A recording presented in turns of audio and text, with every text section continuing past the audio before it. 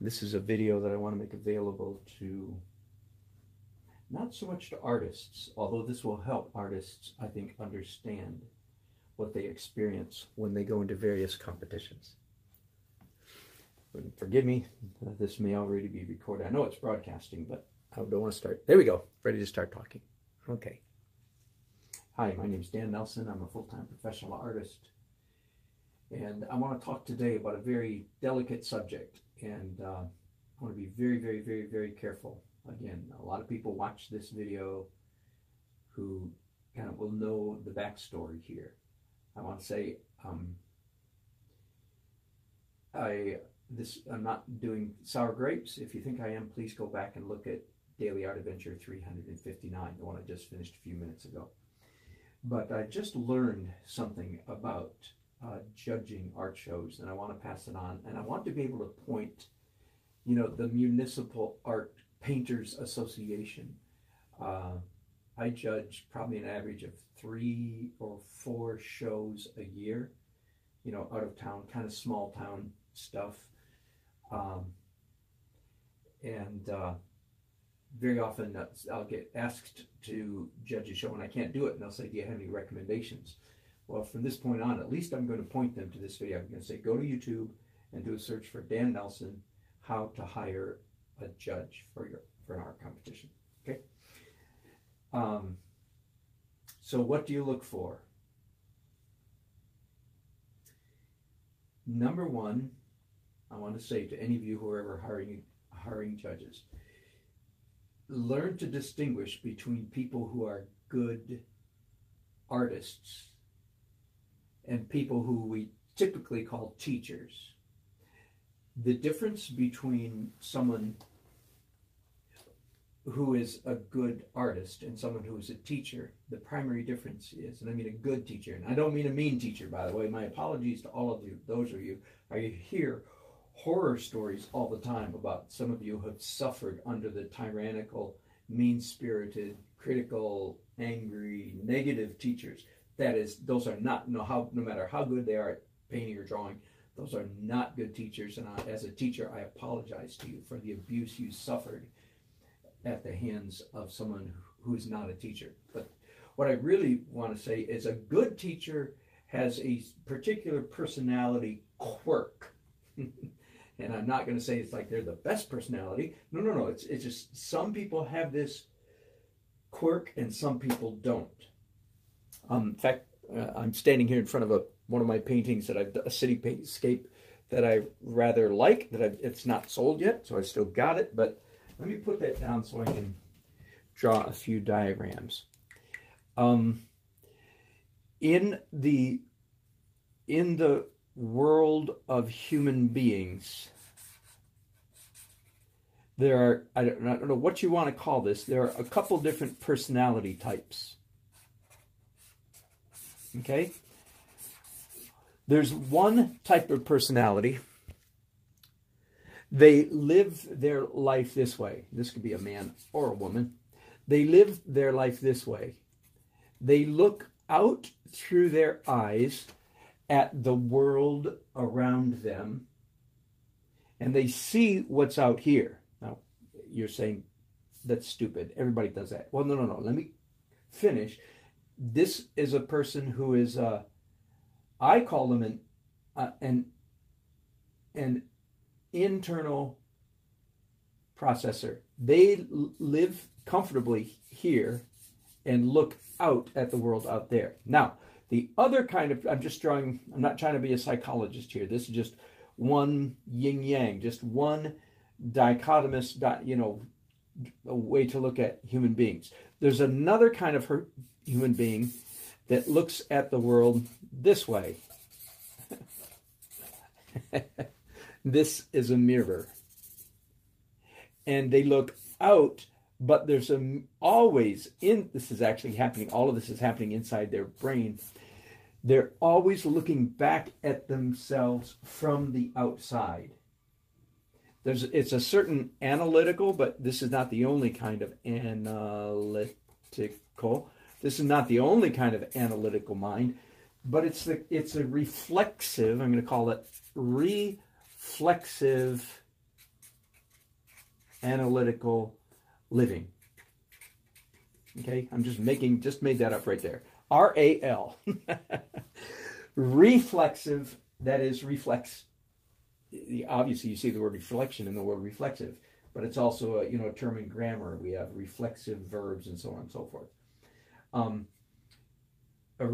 Somebody who is reflexive analytical living, that means they always live like they have this sort of external camera pointed at themselves that lets them be objective, and that's a key word, lets them be fairly objective about what they look like from the outside. Now, my guess is that most actors and actresses, most actors have this third eye that's pointed from out there back at themselves all the time.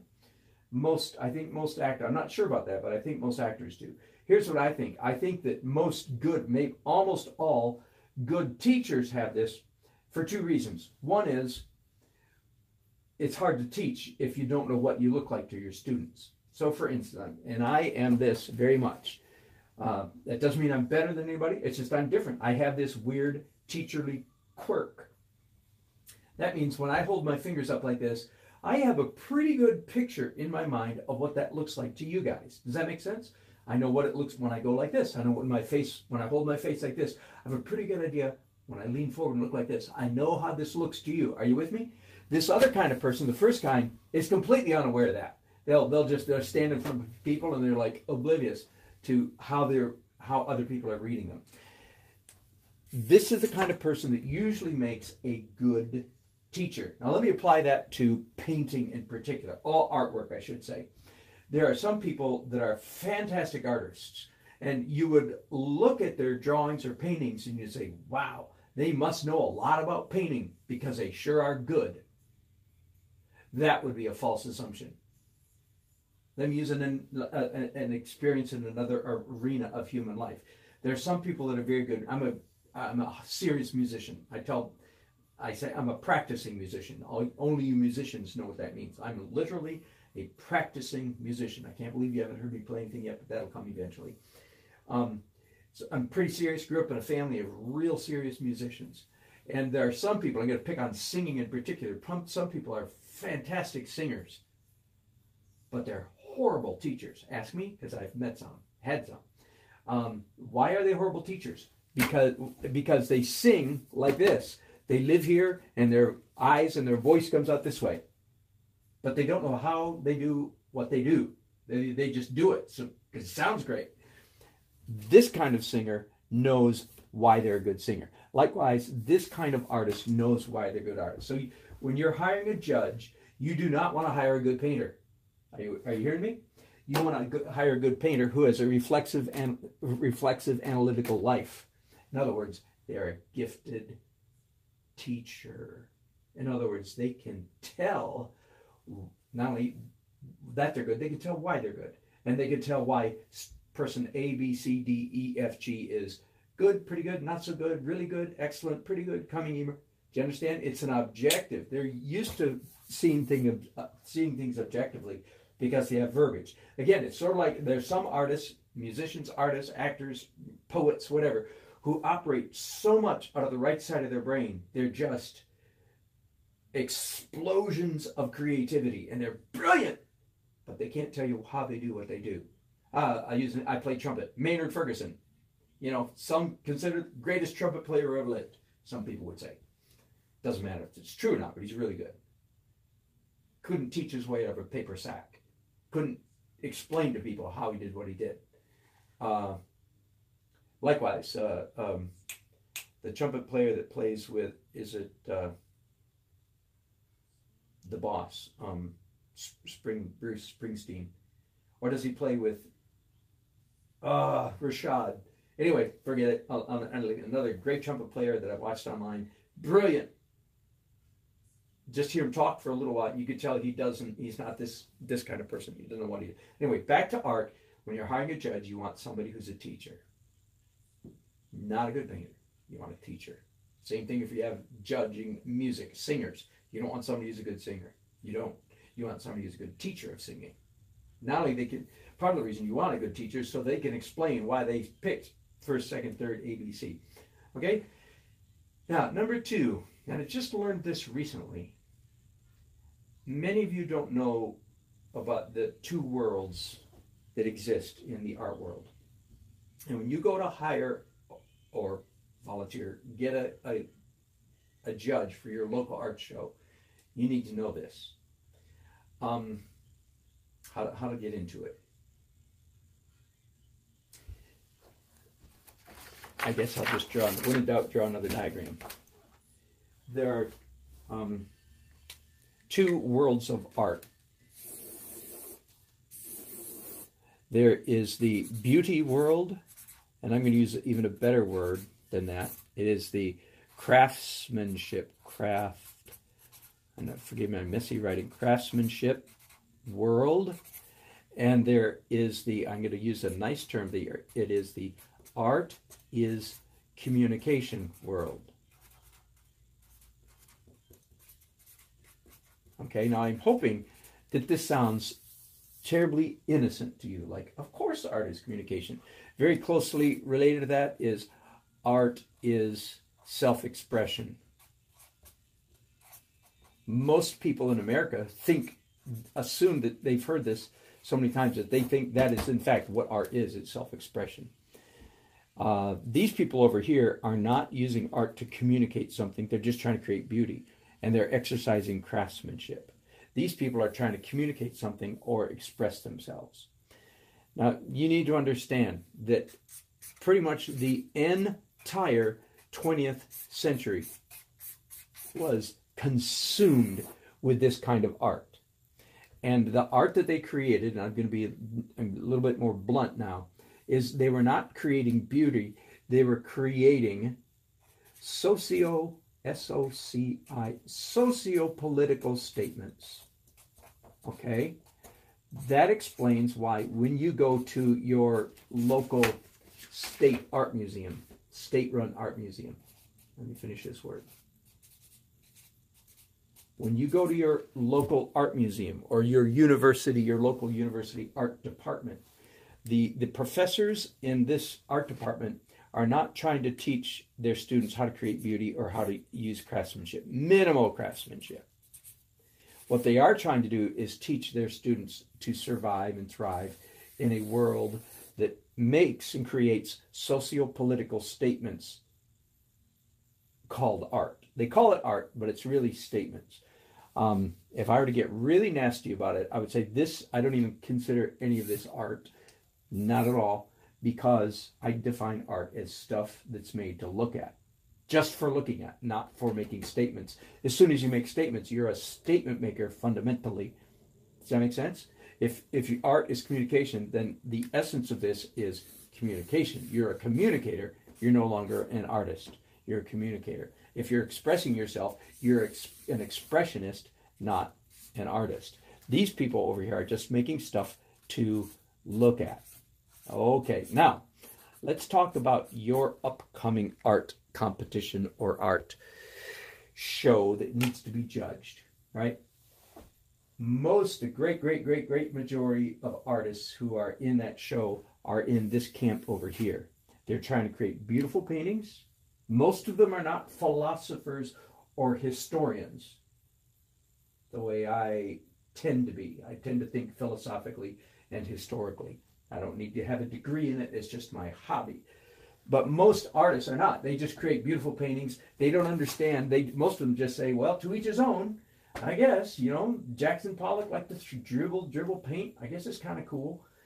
Andy Warhol liked to, do Marilyn Monroe, Campbell soup cans, I guess. And, Picasso liked to, do weird circles that indicated women's body parts, and you know what I'm talking about. And they just go, most people over here are not philosophical, they're not historians, so they just say, whatever, to each his own. All of this, everything over here, in fact, 99% of the population, this whole side of the equation, and I think 98, 99, maybe 99.5% of the population, that's a question mark. This whole world is just a huge question mark. Now, what happens is you have to hire somebody for your show, to judge your show. And you can't use any of your local people, so you have to go out of town, a little bit out of town, right? You have to kind of go up the scale a little bit. And if you don't have somebody who's a really good painter and everybody just goes, ooh, they're good enough to judge, then what do? Most of the time, you go to your default setting, which is find somebody who's got a degree. Not just a bachelor's, but a master's. Now, for most of the art world, the terminal degree is an MFA, Master of Fine Arts degree. Okay? There's Doctor of Art History and so forth. But as far as a studio practicing artist, pretty much the MFA is the terminal degree. That's as far as you can go. So the big dogs in the art world have an MFA. So many of you feel like, well, dang, they got the degree, they got the papers, they got the sheepskin, they got the letters behind their name, they must be good. Let's hire them as a judge. I've already indicated, whenever you run into somebody who has an MFA, in order to get an MFA, they had to buy the philosophy of this world, hook, line, and sinker. Be a tiny bit rude. A person with an MFA drank the Kool-Aid to the dregs. Okay? A person with an MFA, because you can't get an MFA pretty much. That's rare exceptions. I mean, let me tell you how rare it is. I forget the name, it's something like the San Francisco College of Art, something like that. San Francisco University Art Department, something like that. It has a word, Art Academy, San Francisco University Art Academy. You can Google it. That's an exception. And there's one more, and it's called, I think, Pacific Lutheran College. There's another one. It gets even worse. Florida Bible College. I mean, do you hear how obscure we're getting here? Ironically, by the way, it has a pretty good art department. And of course, the reason is because they have a contrasting worldview to this because of their Christian orientation. Otherwise, virtually everybody that graduates from the University of blank, put the name behind it, with an MFA, the only reason they could get in and the only reason they could survive is because they had to agree with this mindset. Okay? So if you hire one of these people to judge this show, you're taking somebody who does not traffic in beauty or craftsmanship. You take someone who got their master's degree in sociopolitical statement making to judge a show that is almost entirely peopled by artists who are trying to create beauty using craftsmanship. Do you see the problem there? Let me just add one more layer to this, because you should take this into account. It's related to this. A show I was in very recently, the average age of the artists in the show, I would guess, was 60, maybe 65. You with me? This was not a senior citizen. These were largely professional artists. No, there were a couple of younger ones in there. Okay, so the average age, I would say, was probably 55 to 57. I'm being serious here. And the judge that was hired to do this was a young woman, I would guess she was 32. Now, in almost any endeavor of area of human endeavor, to have a 30-something-year-old judging 60-year-olds should give you severe pause. I'm not offended. I'm not given to offense. But to many people, they would say that's offensive. Now, an exception to that would be athletics.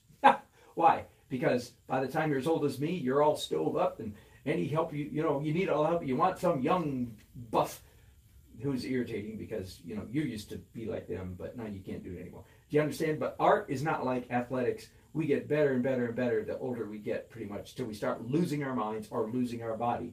We get better as long as we live as artists. And to sort of hire somebody who's in their early 30s to judge people who are in their early 60s, that should give you pause. Now, the reason people do it, let me explain. I've already said, why do they do that? Because the young person has an MFA. That means they've got the credentials. But I've already described what's wrong with that.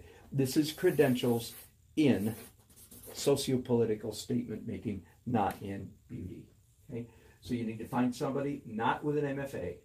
Unless everybody in the show are like young, hipster, edgy, if they're over here, then sure, hire somebody with an MFA. You understand? But most of the municipal art painter shows is not people over here. It's people who are trying. It's people over here is where most of the painters are. There was something else I was going to say about hiring and finding an appropriate judge. Oh yeah, right. Again, just to reemphasize this, you could say, well, can't a person, even though they're trained in this, don't they, have enough exposure to this? The answer is no. The answer is no. Yes, a person with an MFA, probably they themselves, by the profile is they were a good high school artist. They were a pretty good artist in college. That's why they went out and got an MFA. That should cause, why did I say they were pretty good in college? Because the artists who are geniuses in college grow out of this world because they belong over here. They say, phooey on this, I'm going to go be a good artist. I can draw and paint better than all my professors. Why should I pay attention to them while they're trying to tell me how to express myself? Did you hear that? That is true. Everybody who's a good artist went to college knows and recognizes the reality of what I just stated. That's my case. I could draw better than all my professors. Why did I not get an MFA? Because I saw the spiritual, artistic bankruptcy of this worldview just earning my BFA. So I skedaddled out of there and went over here and exercised craftsmanship. Okay, but the question is, can't this person judge over here? The answer is no. They can play act. They can pretend. They go, hey, okay, I used to look at beautiful art. This kind of stuff kind of creeps me out. Because what I like is socio-political. I like edgy stuff. I like mean, nasty, what's the word? Scatological. Look it up. Scatological art. Huge in this world. They love scat. That should be a hint to you. But no, they can't. They cannot. They're not good judges of this. And here's why. I've had 4 experiences in my life where I've walked into a gallery that changed my life, changed my aesthetic, readjusted my whole soul, being, mind in the art world just by walking in. One was 2 years ago when I walked into the Oil Painters of America National Show in Dallas. Another one was about 10 years ago when I walked into the Massachusetts, Bearskin Neck, I'm forgetting the name, an art colony in Massachusetts, right on the coast. Very famous. I've heard people my whole life talk about art colonies, and I kind of, what's an art colony? Well, this art colony, I'll think of it, what the name of it is in a minute. And if you look Bearskin Neck, Massachusetts, you'll find the town I'm talking about. That's the name of the part of the town. This particular colony was established in like 1850 when the best artists in America started coming to this village in Massachusetts to paint every summer. That's an artist colony. The best artists in the country have been going there for 150 years. Got the picture? The best artists, not these guys. They're not concerned with bestness. This is not a best world. This is an edgy world. Who can be the most provocative? That's what these people are over after, is most of the time is provocation.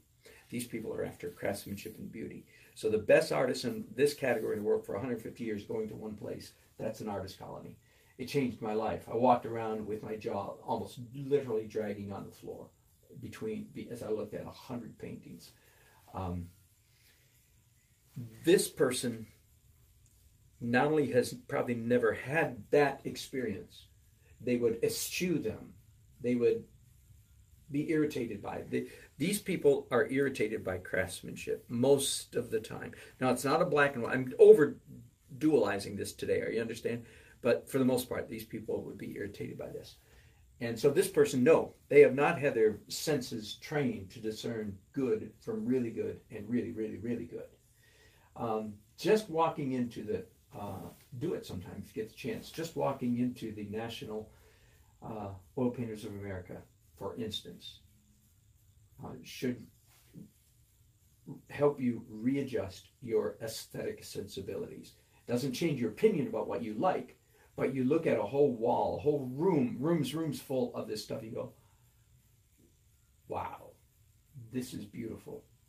And it recalibrates. It's like it sets you on a true north. That's your North Star. That's what beautiful painting is. And people that haven't had that experience repeatedly can't judge shows really well. So you want somebody who's a teacher. You want somebody who does not have an MFA. I know that sounds strange, but it's true. You don't want a young person if all your artists are old. And number 4, you want somebody who has seen. You don't want Miss McClure down at the corner of 5th and Main who has her house full of paintings she likes. That does not qualify. We need a Miss McClure who has been to the best painter gatherings in the country and has her North Star adjusted by that. Okay, those are some pretty strong opinions. Feel free to disagree with me, but don't disagree too quickly. These insights, if that's what they are, aren't born out of nothing. So I hope that will help some of you. I know I've gone a little bit longer than I wanted to. Maybe I'll write this down sometime, make it real succinct. Thanks for watching. I'll be back probably later today.